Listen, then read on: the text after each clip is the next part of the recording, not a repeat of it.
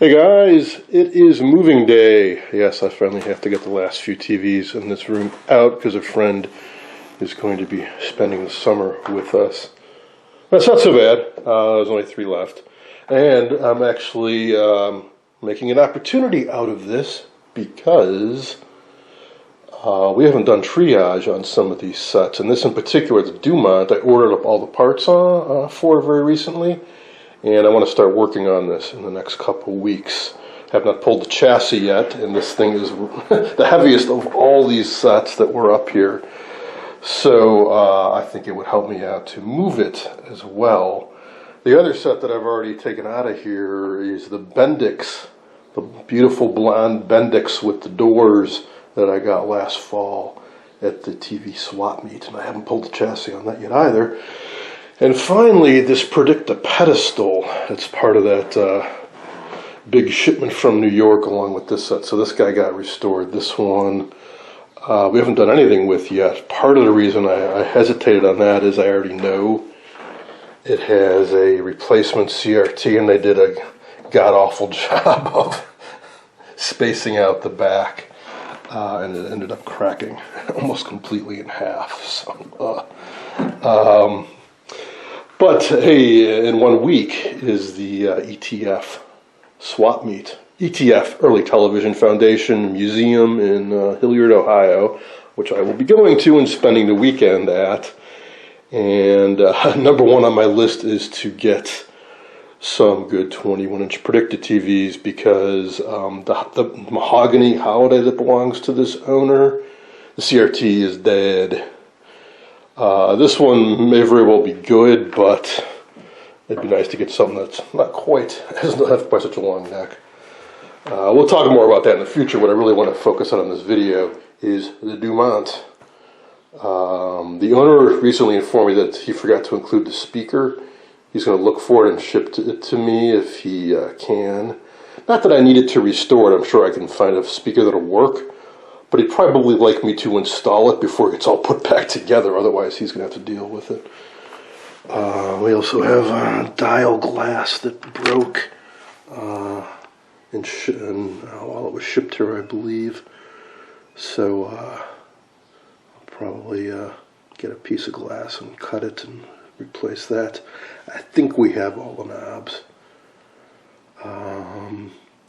CRT, I'm curious about that. The early type of CRTs these ship with didn't have an ion trap. They would just get an ion burn. I have a Stromberg Carlson with essentially the same chassis. And yeah, it's got a big old dark spot in the middle. This may have one of those. There is a later replacement that's aluminized. Hopefully it has one of those. Oh yeah, geez, I forgot it has a brightener on it. That's not a good thing. Dumont, they had to do things their own way. Which isn't necessarily a bad thing, but they were one of the pioneers with CRT design and development. Did a ton of scope and specialized CRTs, but also early TV. And they came up with some of their own oddities, like they used a different high voltage connector than everybody else. It's this little button. So yeah, this is one of the original types. There's only 2 types I believe they made that use this button. One aluminized, one not. Oh, we have an ion trap magnet. Well, that's fantastical, but this is not good. I have seen cases where maybe not the most honest servicemen would just come out and if the complaint was the picture was dim, they'd slap this on, collect their $10 and be on their way. It could just be it has low high voltage. Maybe there's a weak high voltage rectifier. Maybe the horizontal output tube is bad. Maybe the horizontal drive needs adjustment. In other words, the picture tube could be fine. Oh, that's curious. We're missing some tubes. I have not worked on one of these. I've read about them. I've seen them. It's the RA103 chassis. They outsource this to a number of other manufacturers. It is a monster, but it's a really good performer when it's all fully set up right. Dumont, not Not only did they do things their own way, but they really engineered things well, or even you might say over-engineered. And this does have the induct tuner, continuous tuner with an eye tube, so that is all cool, fun stuff. I forget what this totem pole thing is for. I know there's a delay relay in here. Let things warm up a bit before it kicks into B+. Oh, there's going to be a whole host of oddities we're going to have fun with, like having an electrolytic partly submerged there. Oh, it's going to be fun. Let's see, so how is this attached? Okay, there's some big old bolts down below. Oh, there's always a bit challenging. You take it apart because you might think, oh, I'll tip it on its side and take the bolts out, but look how much of a gap it is. There's transformers on this side, so you would think you'd tip it so that this side is down. You take the bolts off, the whole chassis is going to slam over. You could put a shim in here of wood or something while you undo like a 2x4 would probably fill that void pretty well. Or get some kind of jack or, oh boy. See the weight of this is subsiding. We have a big old cutouts on this. I suppose for ventilation, but that also means we have a serious weak point right here. Might want to shim that up. Probably the easiest way is just to put an extra foot below the transformer. Yeah, I think I'll do that. But anyways, yeah, the other way to get these out is to put it up on blocks, just like a car, and take the tires off. So I think I'll do that. I'll look for some scrap wood so I can get this up high enough that I can get a ratchet under there and start taking the nuts off. There's a metal screen underneath the chassis. Alright, time to get to work.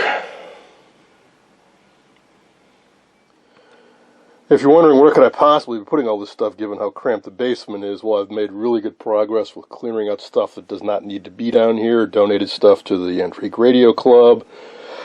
I have this handy IKEA table that somebody threw away that's practically brand new. 2 TVs fit perfectly under it, so the Dumont and the Bendix would just sit underneath that.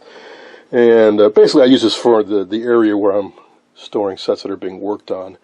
The pretty pink Predicta, as soon as I install the funky new grill cloth, that'll be going home. As soon as I install that CRT in its new home, that'll be going away. The Zenith porthole, along with the Dumont, I ordered all the parts for this. I have a complete factory service manual. So, as soon as the Stromberg and Westinghouse get out of here, the next 2 major projects are the Zenith porthole and the Dumont RA103. Have not worked on either one of those brands before, so I think that's going to be a lot of fun. Maybe a little bit frustrating, but hopefully more fun than frustrating.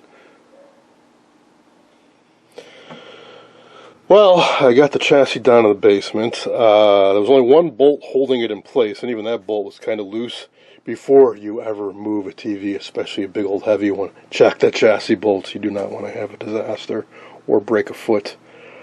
This thing, it's had a life. It's got a bit of dirt, it's got a bit of corrosion, it's a little crusty. There's only one screw holding the high voltage cage together. High voltage rectifier is missing. Flyback looks pretty conventional, similar to those used in early RCA Admiral and others. And so it's not unusual to see a big old power resistor down in there. It aids in the damping, I believe. So that, and inside that box there are 4 big old roller inductors with a ceramic shaft going down the middle all the way out to the front. They have a habit of cracking, breaking, so it's definitely something we want to check for. And there's an eye tube to aid you in tuning. This does both TV and I believe it will do FM radio. This is possibly what was going to the speaker. Ooh, which could be an issue if it is, because it has 3-4 wires, which means the output transformer, or maybe there's a field coil on the speaker. I'm used to speakers and TVs just being a permanent magnet type, but there's maybe a little bit more going on. If it has a field coil, they may be using the field coil as a power supply choke.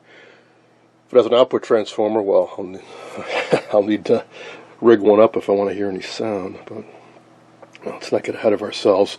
So we want to test the CRT. It's probably a 12QP4. The surround is very crusty. It's a big old, almost 3-inch wide rubber band running around the whole thing. Alright, let's take a look underneath. By the way, I apologize if you hear a sound like that. The viewfinder on my camcorder is failing, and if I have it in the normal position, it blanks out. So I have it partially open, and it's on a spring loaded hinge, so occasionally it snaps. I am ordering up a new old one. Anyways, here is the underside, and yeah, it is a beast. I've been saying that about a number of sets recently. There's a whole lot of caps to replace. This one may take the cake. No bumblebees, but a whole lot of paper caps. Possibly there are some that have been replaced. These green guys look suspiciously out of place compared to all the paper waxy types like these guys, and they're all Dumont branded probably. I don't know if Dumont made their own caps, but I've certainly seen some that said, well, actually no, it's Mica mold, but I've certainly seen caps that say Dumont on them, and not necessarily in Dumont sets. Here's those electrolytics that are partially submerged under the chassis. It's kind of an odd design, which means replacing them will be a little different. Can't use it. Well, actually, adaptive cap might work better because the new caps are so much shorter. We could probably put them entirely above the chassis. I only see two, but there's got to be more than 2 electrolytics in this. There's a few other smaller ones scattered around. But set this monstrous must have more than 2 multi-suction electrolytics in it. Alright, so here is a very notable feature. There's a relay. That's the relay I mentioned a moment ago. So when you turn the set on, there's a delay while the filaments warm up before the B+ is applied, similar to more modern solid-state high-powered audio amps, where they want to protect the speakers from the power surge, so there's a delay. Similar idea with this.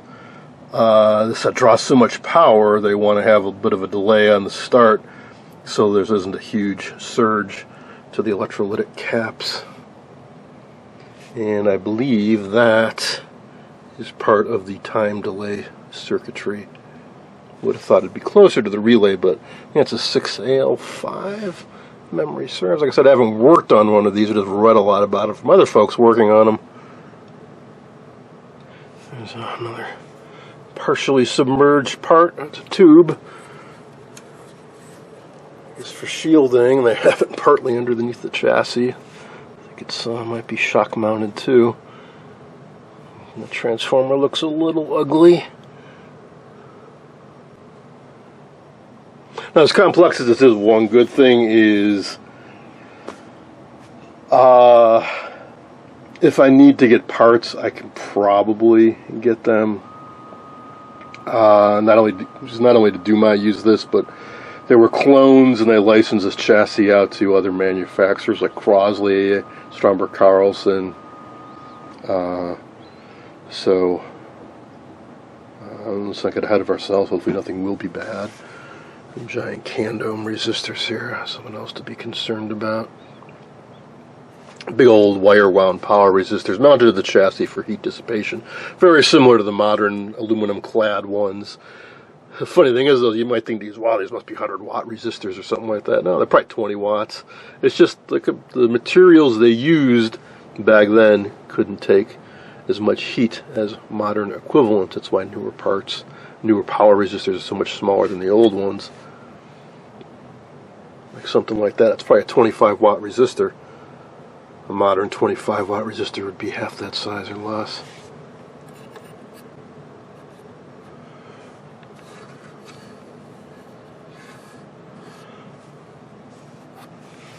Everything is suspect. Yeah, boy, I'm not even sure where to start on this. Nice cable lacing. Huge. rheostat. It's probably for focus. We got 25-watt wire wound ceramic rheostat in there. Crazy. And it has fuse. There's another fuse here that'll be for the flyback only. This will be for the entire set, I imagine. All right, so I've got my homework assignment. I need to refresh myself on the service info for this. Boy, I'm not sure what to start on. Both the Zenith porthole and this Dumont RA103 are beasts. They both have a ton of caps. They're complicated. Oh boy. Well, all right. Let's wrap up this video by testing the picture tube. That I know how to do. Okay, here we go.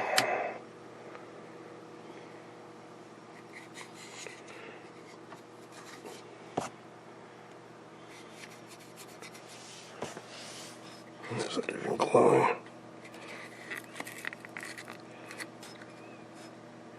Yep. A little hard to see with that magnet in place, but it is glowing. I'll have to slide it.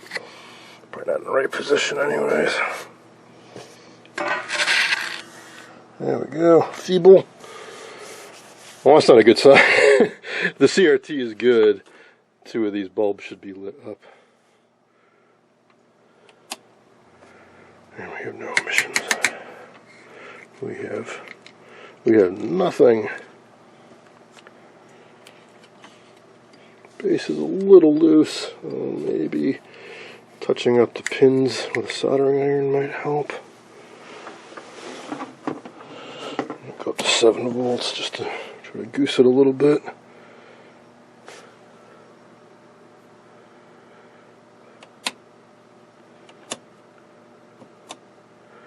Wow. That is dead. See how loose that base is? We might have a... oh, hey! The light's coming up. Hey! Some sign of life. Emissions. It's like a millimeter above 0.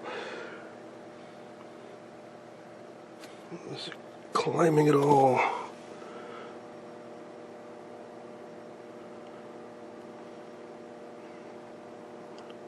Yeah, barely perceptibly. It's slightly climbing. Well, since it had a brightener, I'm just going to go up to 8.4 because they typically add a couple volts, so I don't think we're going to be really doing any harm. Wow, I wonder if this thing just got used to death. It's going up, but geez, not much. Well, I'll let it sit for a while. And at least we got one of these lights on now.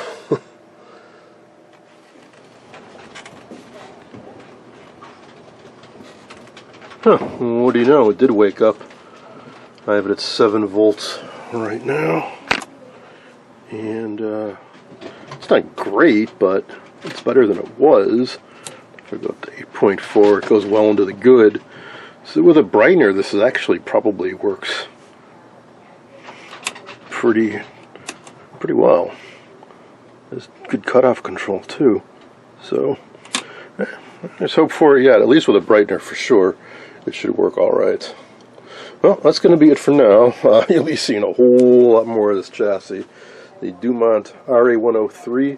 They made an A, a B, a C, and a D revision. I think this is the D.